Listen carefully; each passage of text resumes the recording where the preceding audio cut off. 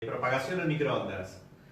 Hay un montón de temas que son para tratar en la charla de hoy. Básicamente tenemos cómo calcular la pérdida que nosotros tenemos en un radioenlace en microondas. Se aplica esto a todas las bandas por igual. La diferencia que hay es que uno tiene algunos factores adicionales que se agregan después, que son las pérdidas debido a factores meteorológicos o factores por lluvia u otras cosas que son particularmente incisivos a determinada gama de frecuencias. Vamos a empezar haciendo un razonamiento que es el siguiente. Supongamos que tenemos dos antenas isotrópicas. ¿Tienen todos presente lo que es una antena isotrópica o lo repaso? Perfecto. Tenemos dos antenas isotrópicas que se quieren comunicar entre sí en microondas. Una antena tiene una potencia de transmisión y las separa una distancia d. Lo que yo quiero saber es cuánto es la potencia de recepción, o sea, de toda la potencia que emitió la antena esta, cuánto me va a llegar a la antena mía. Entonces, para poder hacer eso, lo primero que tengo que pensar es lo siguiente. Si yo tengo una antena que emite omnidireccionalmente, en todo sentido, 360 grados, esa antena va a repartir en forma homogénea la potencia con la que transmite en todas direcciones. Esa homogeneidad hace que yo pueda decir, bueno, a una distancia d, que sería a un radio, ¿sí? Un radio d, yo voy a tener una esfera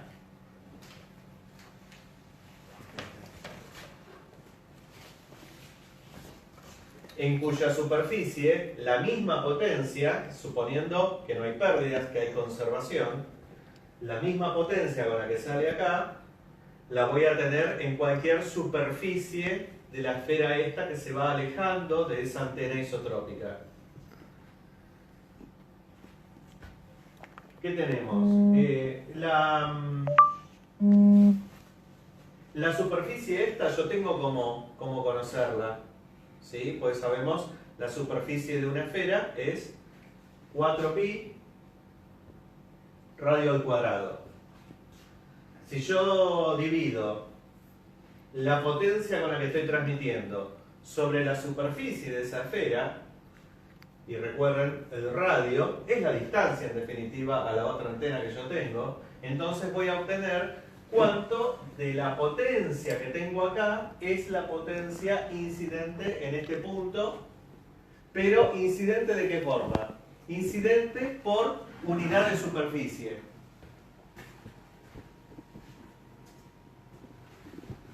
Fíjense, acá tenemos más detallado eso que acabo de decir. Nosotros tenemos el transmisor que está en el centro de la esfera. Este es el radio. Y acá tenemos el campo eléctrico y el campo magnético de la onda esa que se está propagando. Ambos campos son perpendiculares entre sí.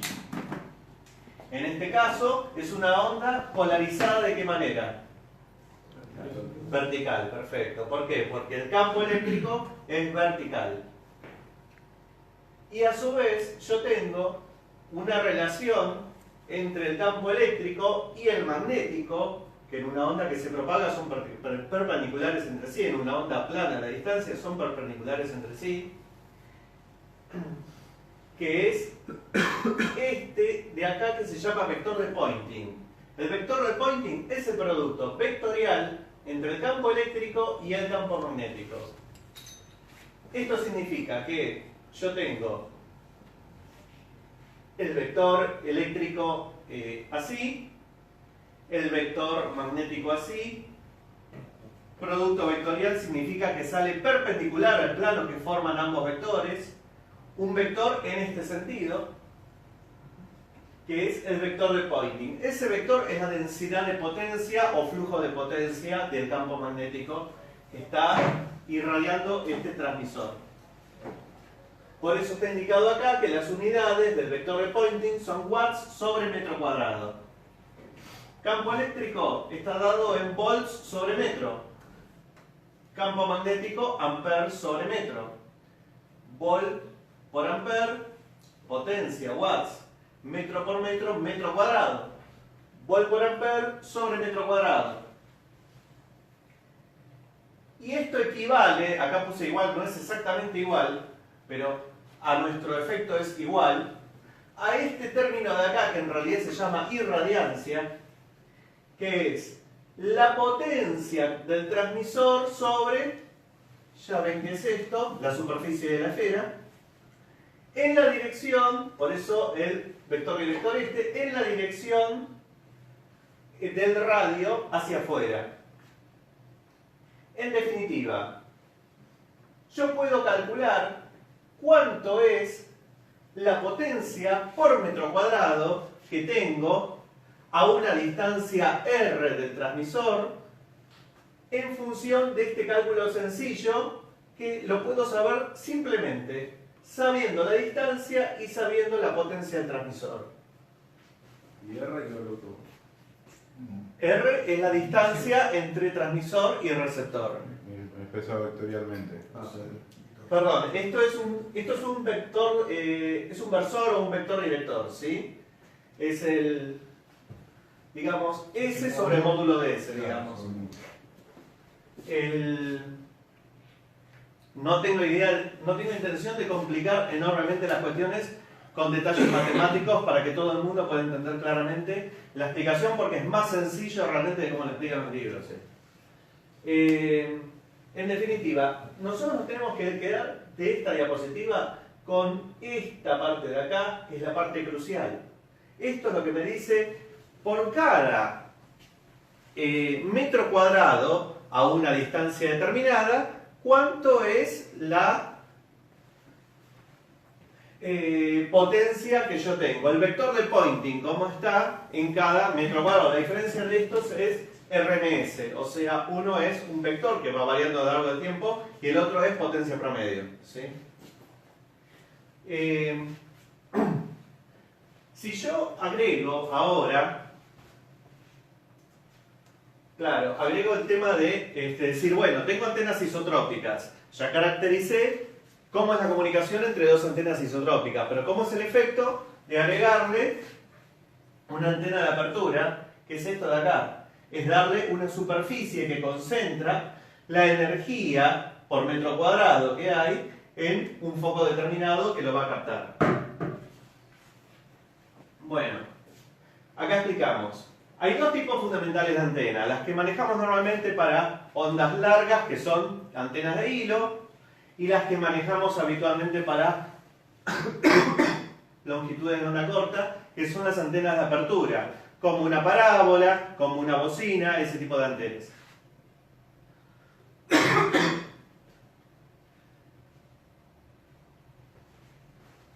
Acá nosotros podemos estimar cuánto es la ganancia respecto a una antena isotrópica, lo que se indica en qué unidad habitualmente, en dBi.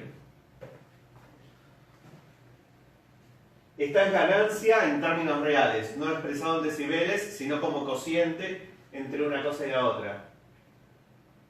4pi por la apertura física, o sea, la superficie de la antena, por eta, que es un factor de corrección, sobre lambda al cuadrado, que es la longitud de onda.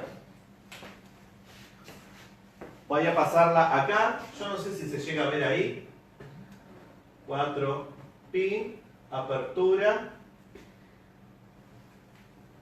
sobre lambda cuadrado. ¿Qué podemos apreciar a simple vista de esto? Primero, a menor longitud de onda, ¿qué va a pasar? Mayor ganancia. O sea, y encima con el cuadrado de la longitud de onda. Significa que si esta misma antena, que tiene una ganancia de 30 dBi en 5,8 GHz, la llevo a 10 o a 20 GHz, voy a esperar multiplicar varias veces la ganancia de la antena. Hay una fórmula complementaria que no está acá, que te permite determinar cuánto es el ancho del haz, o sea, entre los márgenes de 3 dB hacia los costados de pérdida, en función de la ganancia que tiene la antena, la directividad, ¿sí? Pero la correlación es sencilla: a mayor ganancia, mayor directividad de la antena.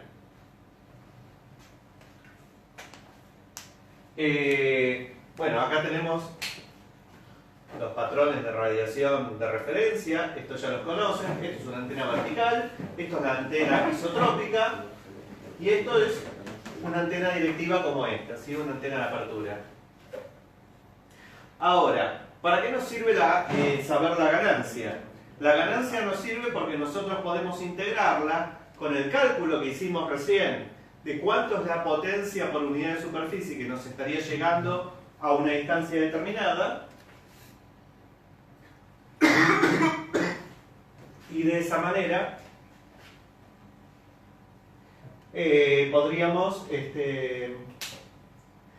podríamos tener una idea rápidamente de cuánto es la capacidad de nuestro enlace. Esta es la ecuación de transmisión de Friis. Esta es la base del cálculo de un sistema de telecomunicaciones. Si vos tenés ganancia del transmisor, ganancia del receptor, potencia del transmisor y distancia o radio de la esfera esa, con eso nosotros podemos saber cuánto es la pérdida que tenemos por espacio libre, ¿sí? De lo que transmitió, cuánto se perdió en el medio, ¿sí? Teniendo incorporados en la misma fórmula todos los elementos que son necesarios para hacer el cálculo. ¿La ganancia es el DBI o es el...? No, la ganancia esta es el cociente. No, el cociente lo Entre exactamente. Ahora vamos a ver el tema de decibeles para expresar esto en decibeles, porque ahí es el punto realmente interesante de hacer los cálculos estos. Logaritmos. Esa parte que no le gusta a la gente, pero son realmente útiles. Vamos a repasar un segundito qué es un logaritmo. Un logaritmo es lo siguiente. Esta es la curva logarítmica, esto es una curva exponencial.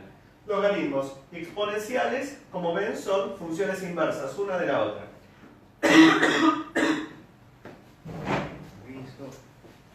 Muchas gracias. Vuelvo a la vida.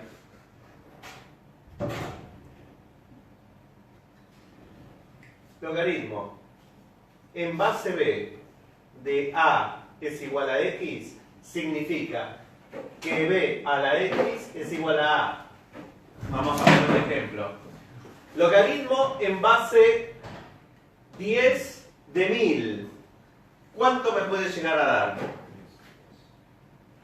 3. ¿Están todos de acuerdo con eso? Porque 10 al cubo es 1000. ¿Sí? Hay otras bases que se utilizan habitualmente. La base 10 es la de los logaritmos decimales en base 10. Los logaritmos naturales utilizan como base el número e, que es 2, 71, 8, 28, etc. Ese número tiene una razón particular de existir y que se le diga natural, porque es solución a un montón de ecuaciones en la matemática. Se expresa todo en realidad como exponenciales, o sea, e elevado a determinada cosa. Y la otra base que se utiliza habitualmente es la base 2. Logaritmos en base 2, que lo vamos a ver ahora cuando pasemos al tema de la capacidad de bits de un canal. Si bien parece molesto o incómodo manejarse con logaritmos, van a ver ahora que cuando trabajamos con microondas es mucho más útil pensar en términos logarítmicos y con unidades logarítmicas que seguir utilizando cálculos a la vieja usanza. Con los logaritmos, las multiplicaciones se traducen en sumas y restas.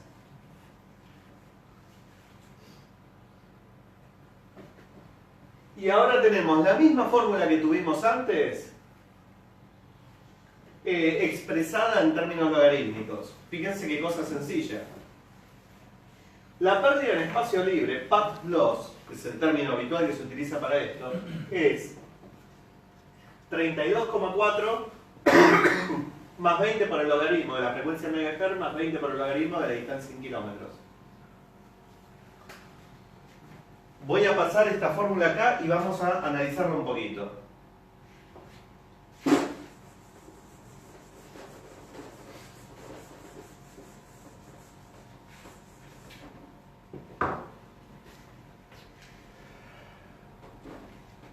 $32,4 más 20 logaritmo la frecuencia más 20 logaritmo la distancia. Vamos a hacer un cálculo rápido, vamos a poner un ejemplo, ¿sí? Tengo dos antenas que están a una distancia de 5 kilómetros y transmiten en la frecuencia de 5800 MHz. ¿Cuánto es la pérdida que tengo por espacio libre? ¿Quién me lo calcula?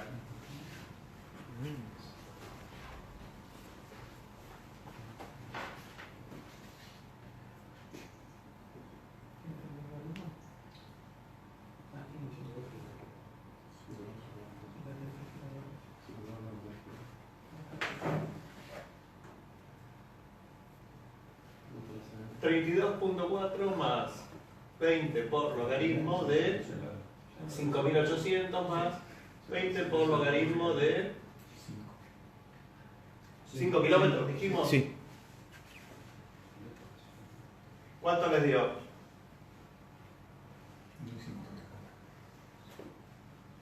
Dale, Si no me equivoco, 6 por 9. Un montón.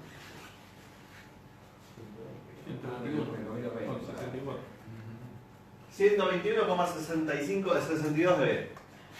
65 dB.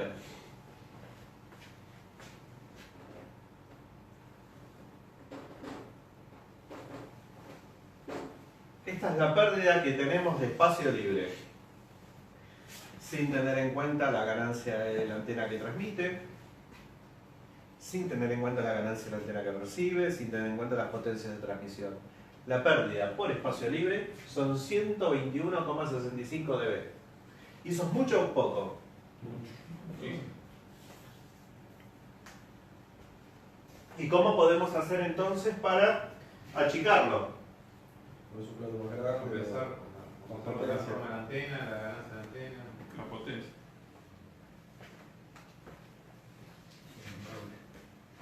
Teniendo ya expresada en dB la pérdida, nosotros podemos incorporar los otros términos que estaban en la ecuación de Friis, como ganancia de las antenas y todo eso, como sumas y restas.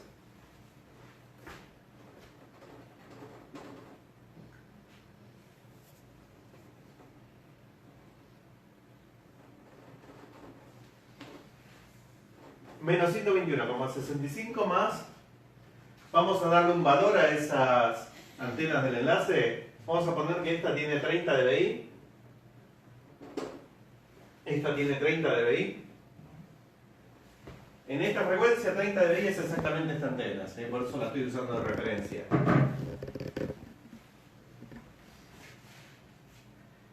Y vamos a suponer que tenemos 20 dBm de potencia de transmisión. dBm tienen presente que son decibeles respecto a 1 miliwatt. O sea, si yo tengo que transmito 1000 miliwatts, la razón entre 1000 y 1 es 1000, el logaritmo de eso es 3, multiplicado por 10, pase de decibel a decibel, tengo 30 dBm. Esa es la relación entre Es un cociente, lo que expresa en definitivo es un cociente de potencias.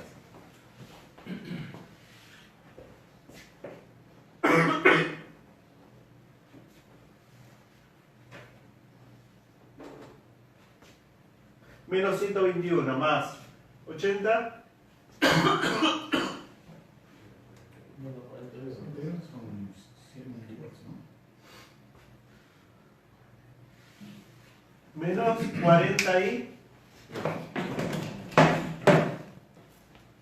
¿Así? 41,65.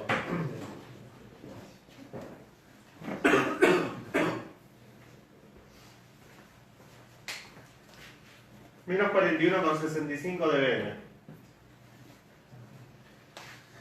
Esa es la intensidad de señal con la que yo debería estar tomando del otro lado de en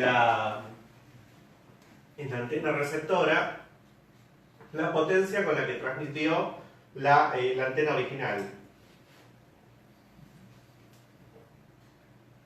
Ahora voy a hacerles un paréntesis y explicar un poquito la sensibilidad de los receptores.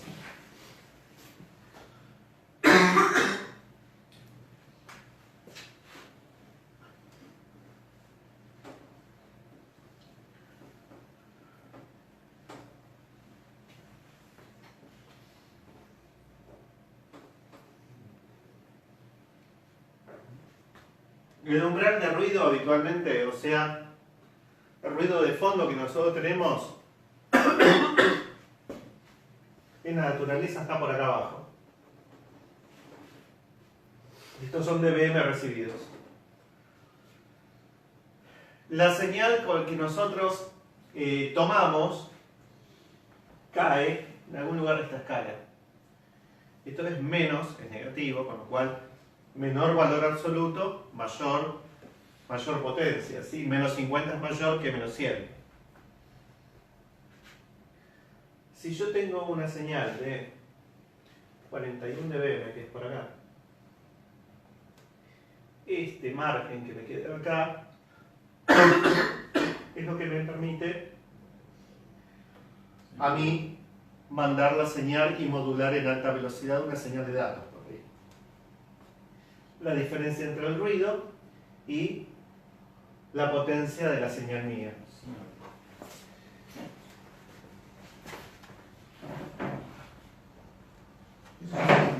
dBm microwatt, ¿no? dB microwatt, ¿no? No de dB o miliwatt. No, miliwatt. Miliwatt, igual. Ahora dB de impedancia es tanto miliwatt.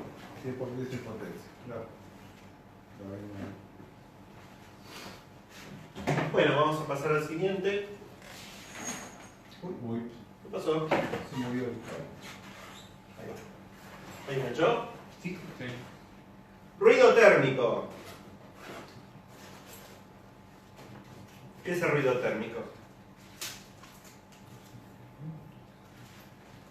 Alguien que me ayude, a ver. Cuanto más frío, menos ruido. Exacto. Hasta ahí llegamos. La movilidad de los electrones. Exactamente, muy bien. Es el movimiento browniano que el calor le imparte a los electrones. Y acá, la K es la constante de Boltzmann, que es 1.38 por 10 a la menos 23 joules por cada grado Kelvin de temperatura. T sub 0 es la temperatura de trabajo. B es el ancho de banda en Hertz. Y F es el factor de ruido del que vamos a hablar ahora. Si yo tengo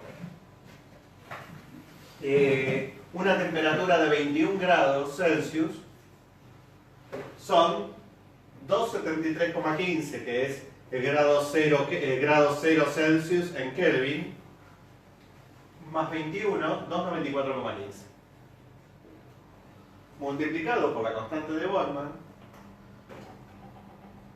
multiplicado por 20 millones, que es este término que está acá, me da que el ruido térmico va a ser de menos 130,9 dB. Por supuesto que cuando yo expresé esto, ¿qué pasó? Lo convertí a dB después, ¿sí? ¿Cómo lo convertí a dB? 10 por el logaritmo de lo que me dio esta fórmula. Y así lo he convertido. Los equipos de radio tienen algo indicado como figura o factor de ruido.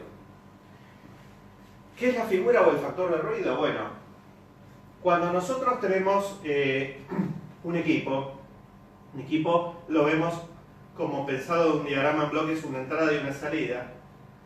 El procesamiento de la señal implica distorsionarla de alguna manera, meterle ruido en definitiva. El factor de ruido es el cociente entre la relación de señal-ruido a la salida y la relación de señal-ruido a la entrada. La figura de ruido es eso mismo expresado en decibeles, para que uno lo pueda meter como sumas y restas directamente en esta ecuación de acá. Pero el punto importante que hay que tomar del tema de ruido es el siguiente. A mayor ancho de banda, mayor ruido. A mayor temperatura, mayor ruido.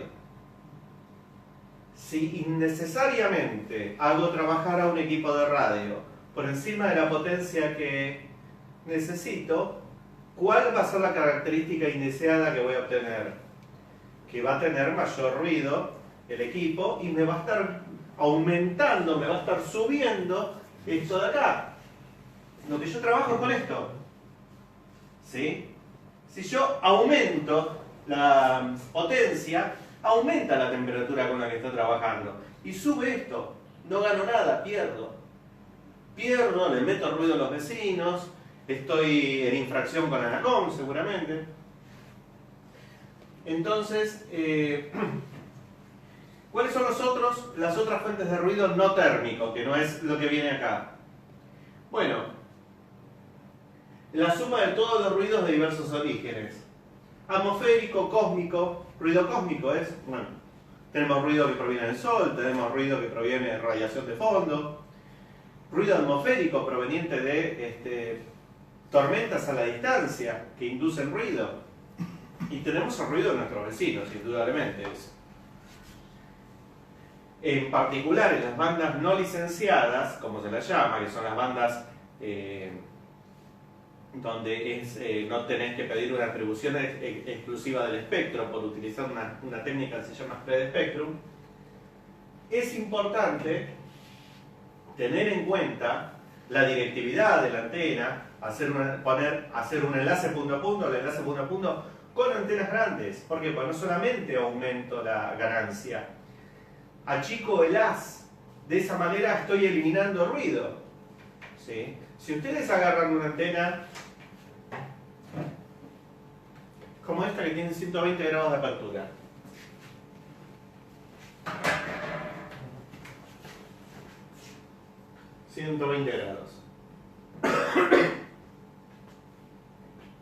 y la comparan con la parábola que tiene 5 grados de apertura, todo este ruido me lo estoy evitando. Si yo entro al equipo que está conectado a la parábola y al de este otro y voy a ver el noise floor que está indicado en cada uno de ellos, este me va a decir menos 110 dBm. Y este me puede llegar a decir ¿cuánto? 120 sobre 5.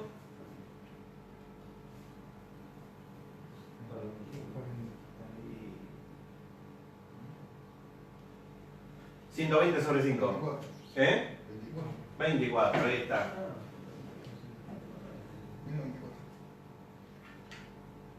De 5 a 20, para pasar de 5 a 120 dupliqué 4 veces, 5 veces, bueno. 4 por 3, 12 dB más de ruido tenés en la antena. Esta de acá me va a indicar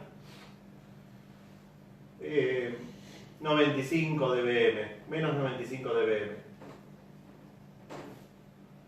¿Sí? Porque todo este ruido adicional me lo estoy comiendo por haber puesto una antena de panel en lugar de una antena direccional. Y nuevamente, el concepto que tenemos que tener nosotros no es la potencia que recibimos, es la diferencia entre ruido y potencia recibida. Esto nos va a decir el margen, y el margen es el que vamos a utilizar para calcular cuánto es la capacidad máxima que podemos mandar por ese canal. Teorema de Shannon. ¿Cómo sé cuánto es la capacidad de bits que yo le puedo sacar a un canal determinado?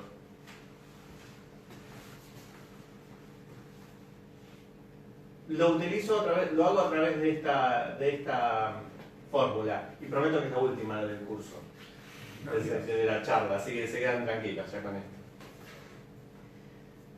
Ancho de banda en Hertz multiplicado por el logaritmo en base 2 de 1 más la relación señal-ruido. Fíjese que no está expresado en decibeles acá, está expresado como relación señal-ruido. 100 dB, ¿sí? Y recibía con una potencia de 41,65, me quedan 60 dB. Un enlace normalmente necesita 30 dB de margen para funcionar correctamente. Por debajo de eso no va a funcionar con certeza, por algo que vamos a ver después, que es el desvanecimiento, el fading, que son fenómenos aleatorios que se van produciendo con el paso del tiempo, que van cambiando la señal que va recibiendo el sistema en todo momento. Cuando vamos a hacer el cálculo directamente acá, ahora, vamos a pasar esa misma fórmula acá al pizarrón.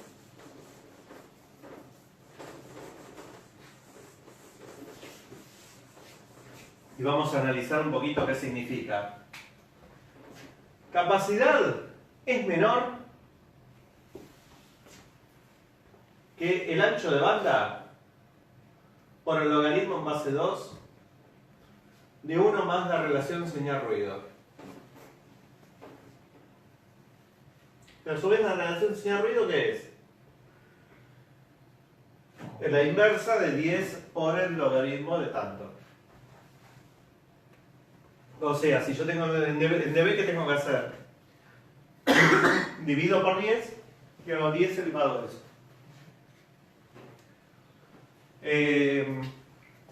¿Qué sé yo? 40 dB, ponele que yo tengo. Yo digo, me queda un margen de 40 dB.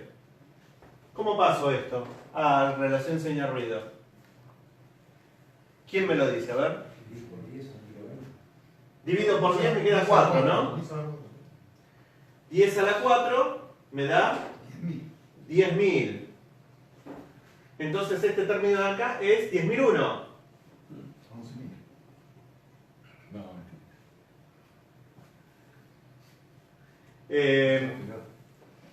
y el logaritmo en base 2 de 10.001, ¿quién me lo calcula? Una calculadora. Nosotros seguramente no. Y 2 a la 4. 8192 es 2 a la...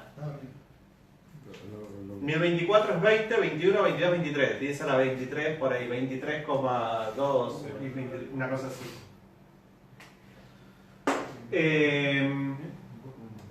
¿Cómo calculo el logaritmo en base 2 si no tengo la tecla de logaritmo en base 2 en la calculadora? Logaritmo en base 10 dividido logaritmo en base 10 de 2. ¿Sí? Logaritmo en base x de a es igual a logaritmo en cualquier base, ¿sí? De a dividido logaritmo en esa misma base de x. ¿Sí? Logaritmo en base 10 de 2 es 0,301. Logaritmo en base 10 de 10.001, 4. Sí, 4. 4. 4 dividido 0,301 es multiplicarlo por 4. Por 3. Por 3,33. 3,33. Ahí estamos. Por 10. Logaritmo de 10.001, 4.000 dividido logaritmo de 2, que es 0,301, ¿sí? Me da 13,28.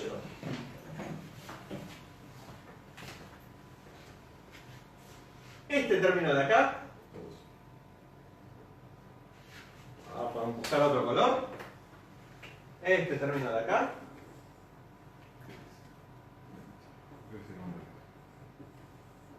...13,28. Y el otro término que me queda acá es el ancho de banda en Hertz. Así que tenemos acá un razonamiento que ya que sacamos por esto. El teorema de Shannon tiene dos partes: el ancho de banda en Hertz y el cuchuflo del logaritmo. Esto me relaciona la relación señal-ruido con la cantidad de bits por Hertz que voy a poder tener. Esto se llama eficiencia espectral. La eficiencia espectral es la tasa de modulación dividido el ancho de banda que estás utilizando. Hay una fórmula alternativa para expresar, que es la que se utiliza en electrónica, para expresar estas cosas, que es esta de acá. Esto significa energía por bit dividido la densidad espectral de ruido. La relación entre esto y esto está dada de esta manera de acá.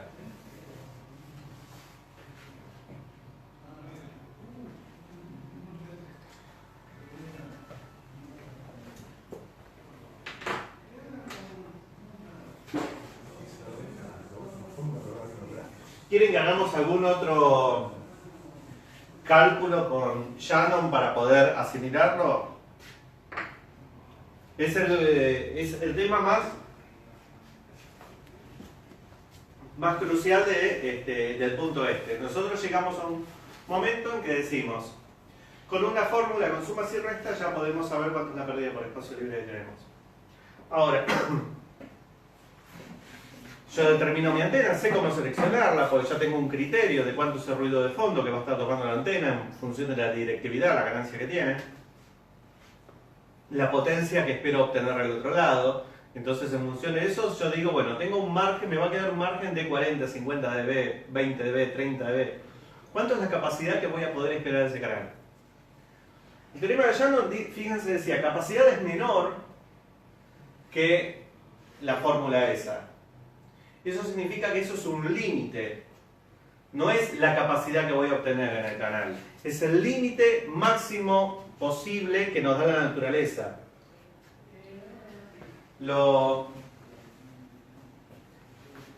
El término es la capacidad para poder discriminar un bit de otro, una señal de otra, sin errores.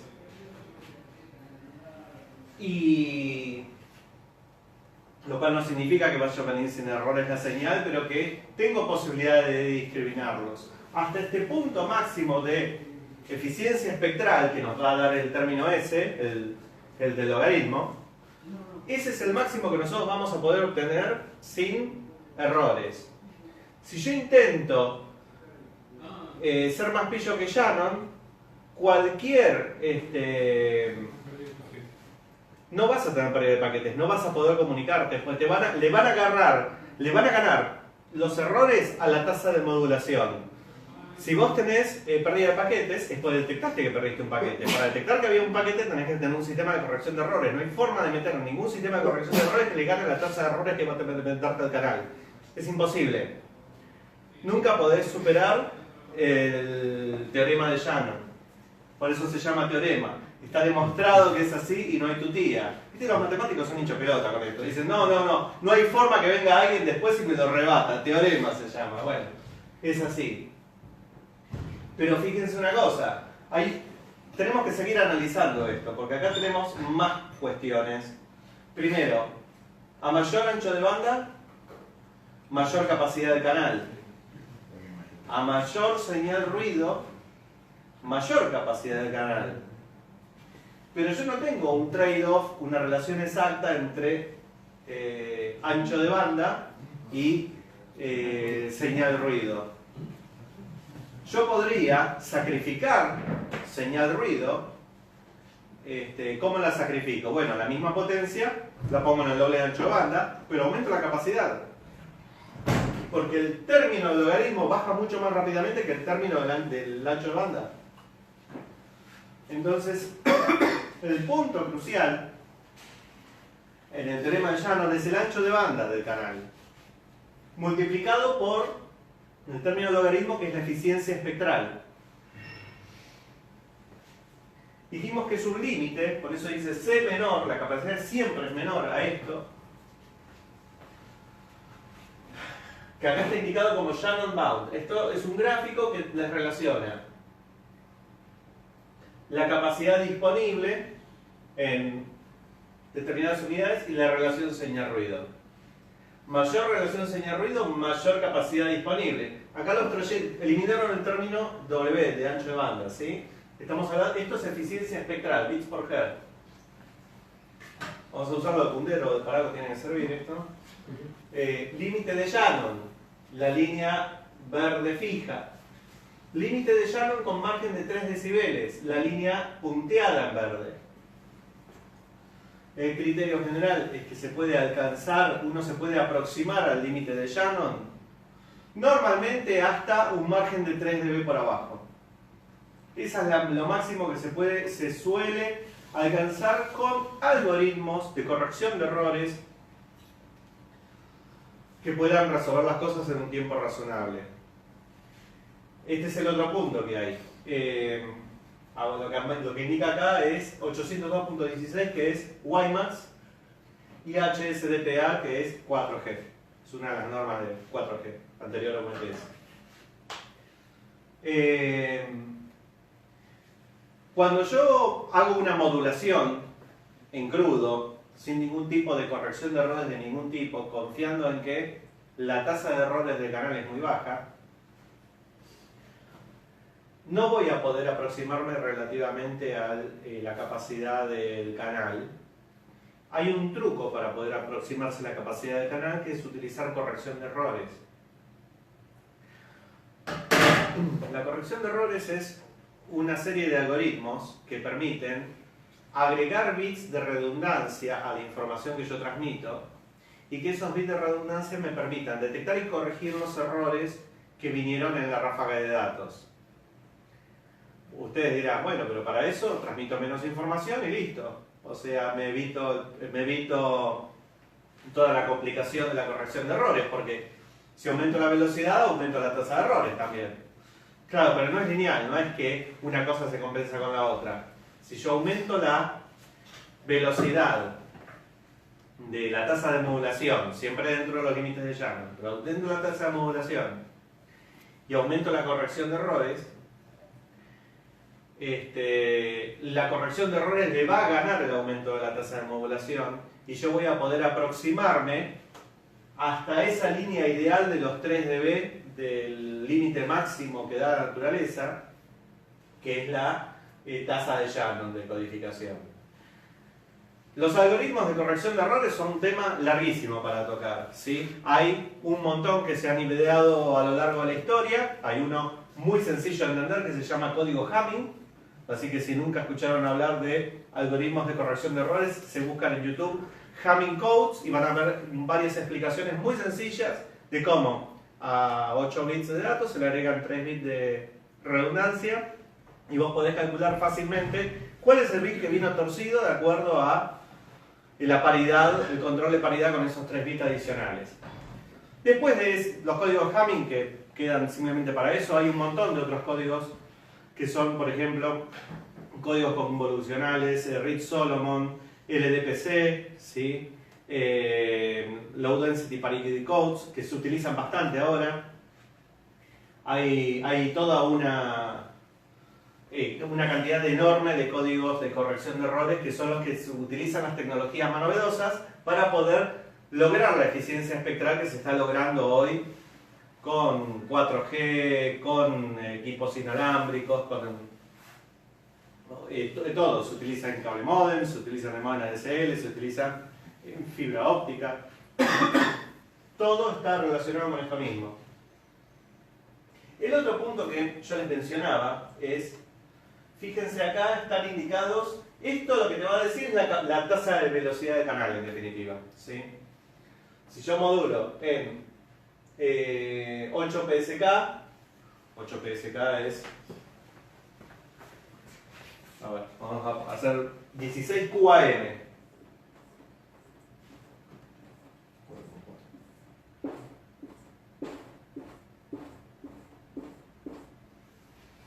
Estos son los estados que va a tener la señal, ¿sí?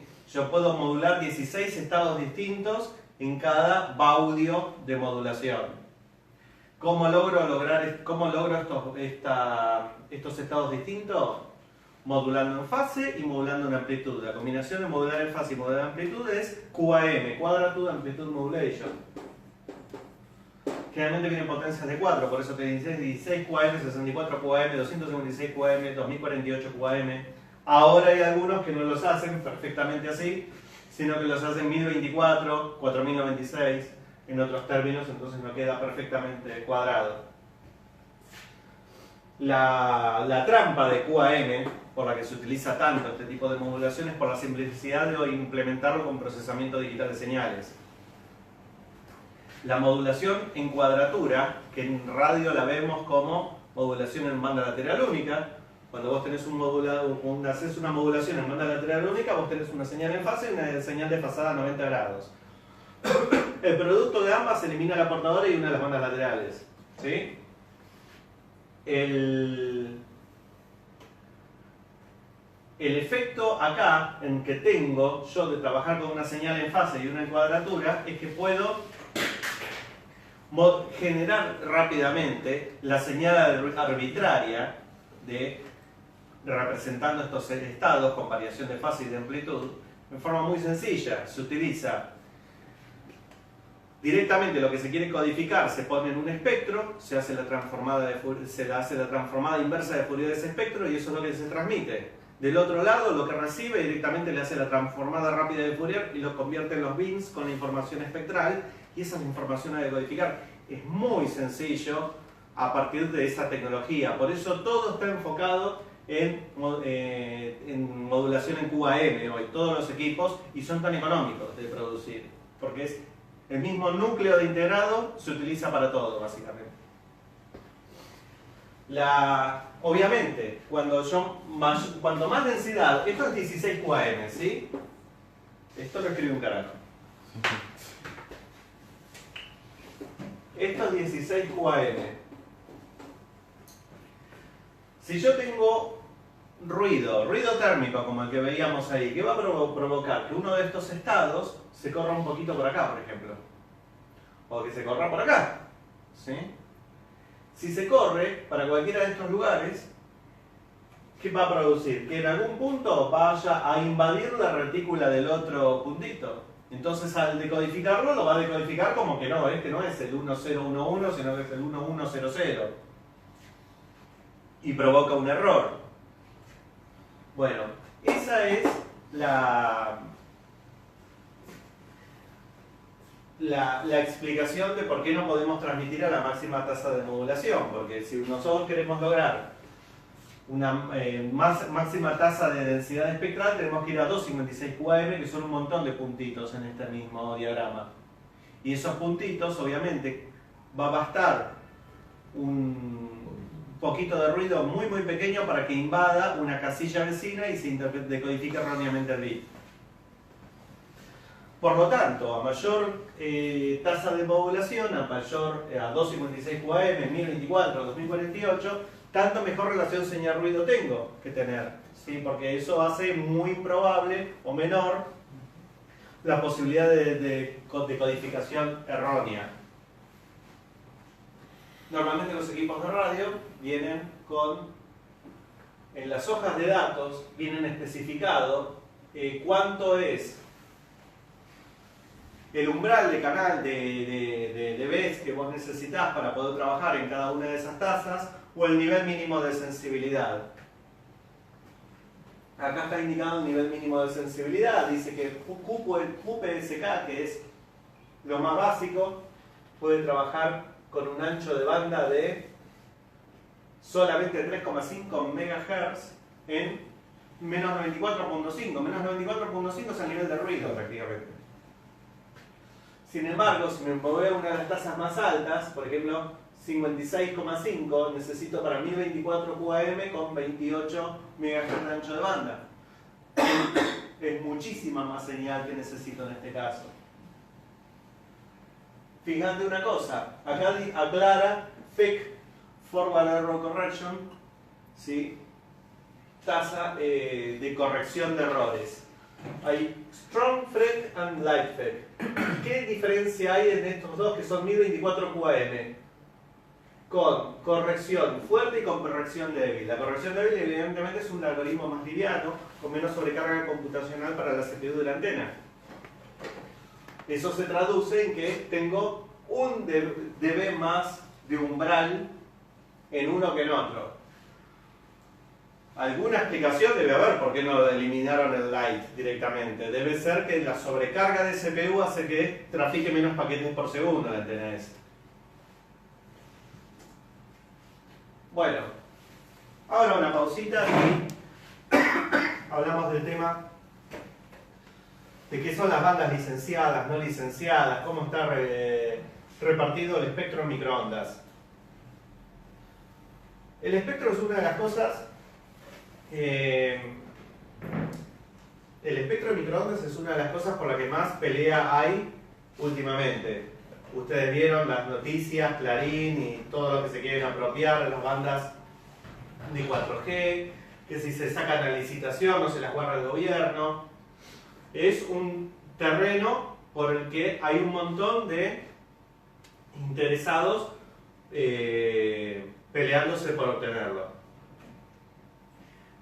Hay diferentes formas de atribuir el espectro, o sea, de autorizar a un usuario final a poder hacerse con el uso de una autorización para el uso de ese espectro en un lugar determinado.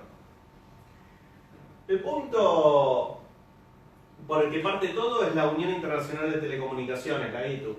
La ITU divide el mundo en tres sectores: región 2, que es la América; región 1, Europa; región 3, resto del mundo. Creo que los del resto del mundo deben decir al revés. Región 3 Pacífico, región 2 región 1 Europa, región 2 resto del mundo. Pero bueno, nosotros estamos acá de este lado. La ITU lo que hace son recomendaciones. Dice, bueno, la región 2, América, les pasó con los celulares seguramente. Tuvieron que ver ustedes en qué, si venían, con qué bandas venían los celulares. Ustedes sabían, te comprabas un celular en Europa, llegaba acá, lo tenías que usar de pisapapeles. Por eso empezaron a salir cuatribanda y todo ese tipo de cosas.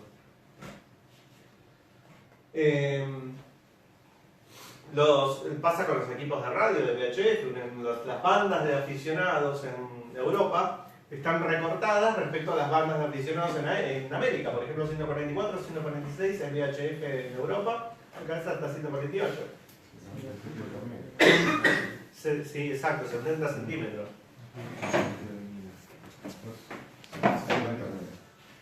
Pero la ITU no hace más que hacer recomendaciones, emite recomendaciones, no tiene potestad de imponer cómo se va a manejar el espectro en cada uno de los países. Eso queda a cargo de cada uno de los países por separado. Y es un lugar donde se juntan a tomar café, es como Radio Blue, la ITU. Lo único que toman café de mejor calidad, esa es la diferencia. Y les pagan el sueldo. Bueno, pero la ITU tiene todo un montón de resoluciones que se llaman recomendaciones. La Unión Internacional de Comunicaciones está dividida en dos ámbitos: de radiocomunicaciones y de telecomunicaciones.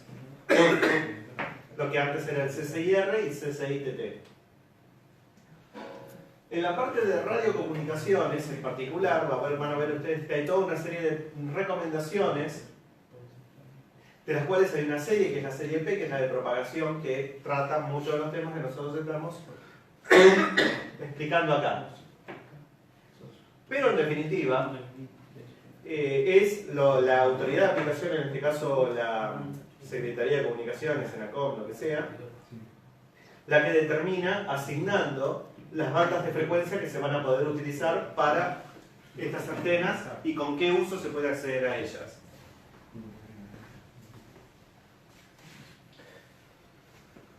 Eso está puesto en algo que se llama CAPFRA, Cuadro de Atribución de Bandas de Frecuencias de la República Argentina. Ese es un documento que ustedes lo pueden buscar en la página de ENACOM, se lo bajan, tienen 500 páginas, es lo más aburrido del mundo. Y te dice, la banda de 1224 MHz hasta 1228,5 está a título primario asignado para este, secundario para este, tanto, y las resoluciones que documentan cada cosa. Cuando vos vas a las resoluciones, a ver si saber el título,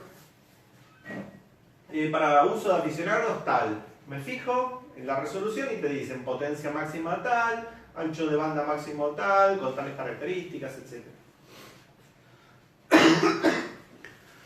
Para radioenlaces, que es lo que es servicio fijo, hay algunas bandas en particular que se denominan bandas no licenciadas. Bueno, como diría nuestro benemérito presidente, no licenciadas las pelotas. Las bandas no licenciadas tenés que sacar no una licencia de telecomunicaciones, pero sí una autorización de uso. Es una cuestión meramente declarativa, pero es necesario hacer un trámite en la ANACOM, si no uno está en infracción, lo mismo que si estuviera ocupando cualquier otra frecuencia. Sin embargo, ahí no hay ningún tipo de control respecto a cuándo es la interferencia que vos le provocás a otros servicios. Mientras vos te ajustes a lo que está en la normativa, es un trámite de meter lo que se llama un certificado de encomienda, pues hay que hacerlo a través de un profesional matriculado. Tienen que hacer una declaración de cuánto es la estación, cuánta potencia transmiten, en qué frecuencia, ni siquiera en qué frecuencia ahora. Y con eso ya está autorizado el equipo. Lo que no te garantizan es que no pueda recibir interferencia de otros equipos que están trabajando en las mismas condiciones que vos. Por eso son bandas no licenciadas donde no tenés exclusividad de uso. Las bandas licenciadas, las otras, son frecuencias donde tenés que pagar un canon de uso si querés utilizarlas, tenés que hacer la misma presentación en la ANACOM de solicitud de frecuencia, pero al mismo tiempo hay que hacer un trámite adicional que se llama cálculo de estación interferente, que es indicar para cada una de las otras estaciones de microondas que están en una base de que se llama microondas, que está publicada también en el sitio de la ANACOM, cuánto es la interferencia que vos le estás metiendo a cada uno de ellos. Vos haces toda la presentación, es larguísima, esa es una hojita por cada uno de los que figuran ahí, así que es un trámite largo. Unos meses después te llega o te rechazan o te hacen alguna objeción a la presentación que hiciste. Cuando hay muchas personas interesadas en acceder a determinada frecuencia en particular, porque justo los celulares, por ejemplo, vienen con un equipo de radio que trabaja en esa frecuencia, en vez de permitirse un acceso discrecional, se hace una subasta pública de la banda de frecuencias. Acá tenemos las bandas no licenciadas. Este es un cuadrito que pueden encontrar en la página del ENACOM que les dice para cada uso privado es sin licencia de telecomunicaciones y uso prestador es con licencia única para prestación de servicios de telecomunicaciones, como es cada uno de los dos cuáles son las bandas de frecuencia admisibles. Acá hay dos cosas. Primero, no están todas las frecuencias acá. Hay, por ejemplo, bandas en 24 GHz, no figuran acá todavía. Hay otra banda intermedia que no me acuerdo nunca cuál es. Creo que cerca de 10 GB hay una. No está indicada acá. La banda de 60 GHz, de la que estábamos hablando hace un rato, que hay un montón de equipos ya que trabajan en 60 GHz.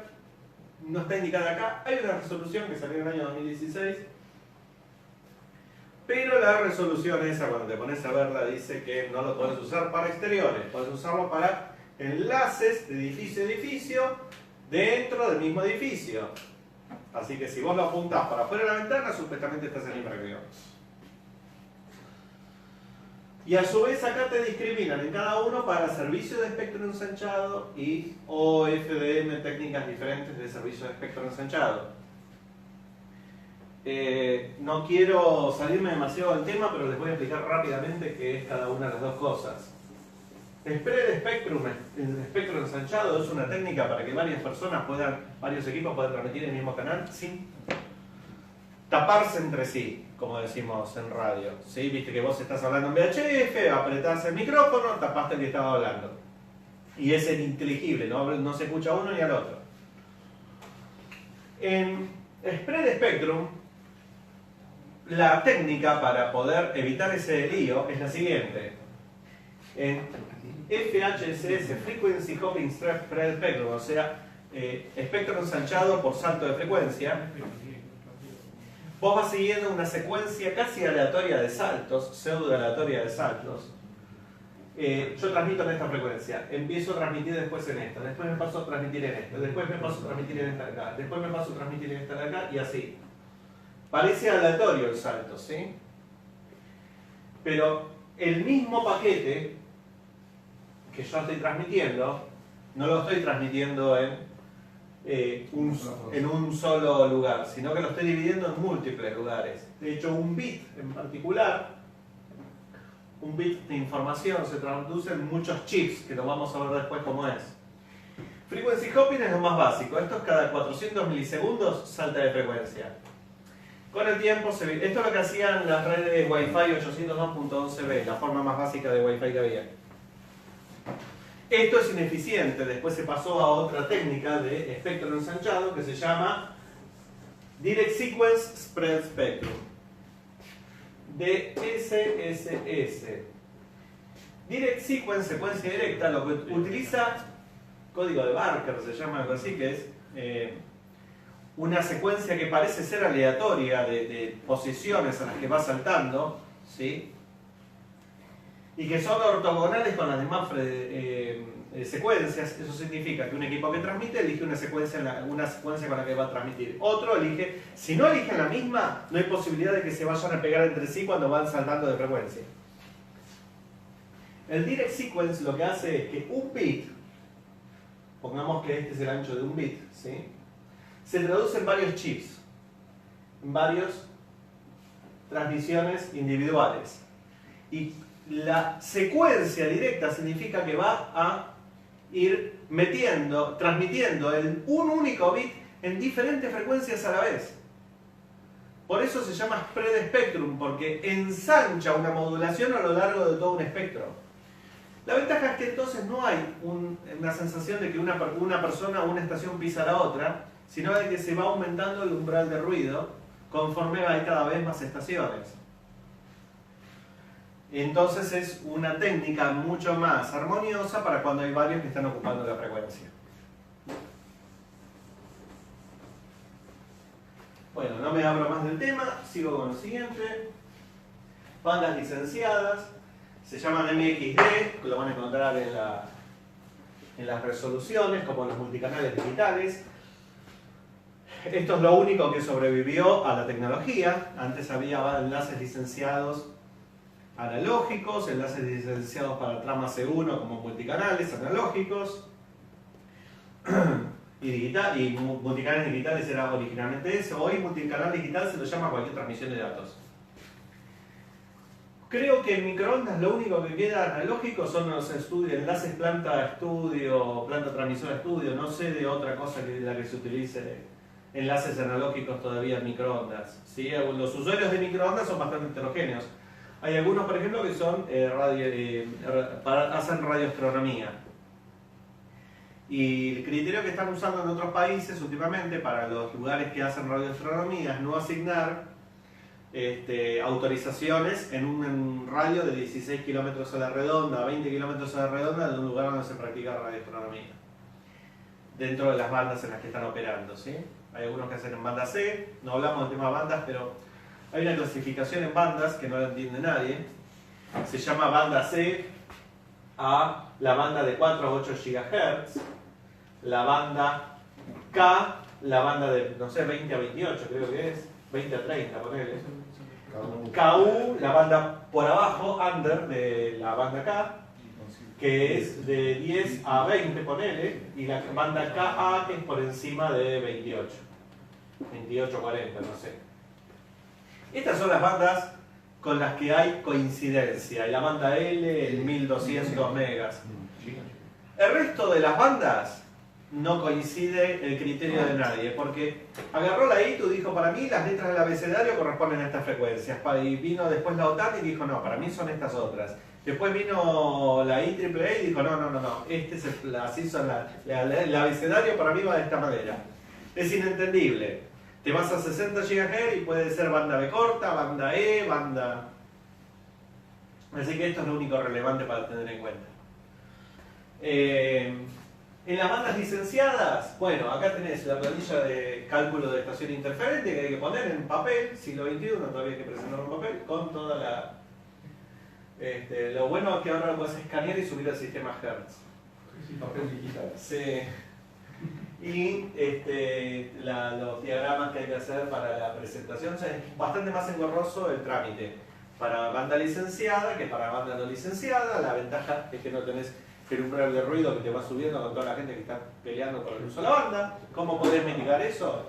Antena con más directividad, menor ancho de haz. ¿Tiene sentido las bandas licenciadas? Cada vez menos, porque la verdad que las técnicas actuales de modulación hacen que sea bastante razonable la predicción de la disponibilidad del enlace, aún teniendo todo el QRM, el ruido de todos los vecinos que están trabajando en la misma banda. ¿En la 9 de julio también? Sí, perfectamente. Te puedo mostrar un montón de enlaces que tengo. Casa Rosada, 9 de julio, todo lado. Vos vas a 9 de julio, acá en el Ministerio de las Públicas. 9 de julio se te corta el FM de tanto QRM que... Perfecto. 9 de julio, en el Ministerio de las Públicas, vas por la calle Lima, ¿eh? Sí, Lima. Mirás para arriba al Ministerio de las Públicas, vas a ver que de costado tienen dos enlaces con el Fiber 5, full duplex, apuntando, calculo que a policía, algún lugar por ahí, ¿sí? No hay inconveniente realmente, hay sorprendente. Si está bien planeado, está bien. Bueno, acá vamos a hacer una pausa porque ya estamos entrando en los temas que ya son más detallistas. Entonces vamos a hablar acá de difracción. Zonas de Fresnel es un efecto causado por la difracción. Después vamos a estar viendo rápidamente un poquito los otros temas que hay de cuáles son las cosas que pueden afectar al enlace fuera del equipo en sí, si fuera del espacio libre. Así que los invitamos a tomar algo si quieren, ahí tenemos una mesa con galletitas, café, de todo.